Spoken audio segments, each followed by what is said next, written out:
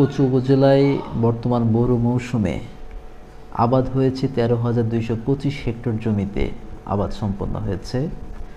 বর্তমানে অধিকাংশ জমিতেই থোর অবস্থা থেকে ফ্লাওয়ারিং অবস্থার দিকে যাচ্ছে। গান্ধী পোকার আক্রমণটা বাড়তে পারে, বা যেসব জমিতে এখনও বুটিং অবস্থায় আছে সেখানে মাজরা পোকারও আক্রমণ হতে পারে। পাশাপাশি ব্লাস্ট রোগেরও আক্রমণ দেখা দিতে পারে। এই মাজরা, গান্ধী পোকা, ব্লাস্ট রোগ, এই তিনটা রোগের নিয়ন্ত্রণ এখনই উপযুক্ত সময়ে যা কৃষকদের করতে হবে। তো এখন দেখা যাচ্ছে দিনের বেলা তাপমাত্রা একটু বাড়তেছে, তাপের পরিমাণও বেশি।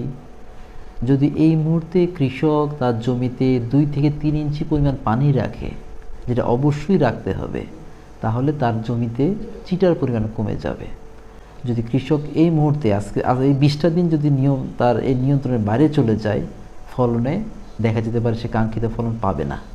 তো আমি আপনাদের মাধ্যমে কৃষকদের এই বার্তা দিতে চাই, তারা ফসলের বর্তমান মৌসুমে আজকে থেকে আগামী 15 থেকে 20 দিন অবশ্যই জমিতে 2 থেকে 3 ইঞ্চি পানি ধরে রাখবে, এবং ওই যে নির্দিষ্ট পোকার কথা বলেছি তার নিয়ন্ত্রণের জন্য সংশ্লিষ্ট উপসহকারী কৃষি কর্মকর্তা, তার পাশাপাশি উপজেলা কৃষি অফিস যেন সার্বক্ষণিক যোগাযোগ অব্যাহত রাখে।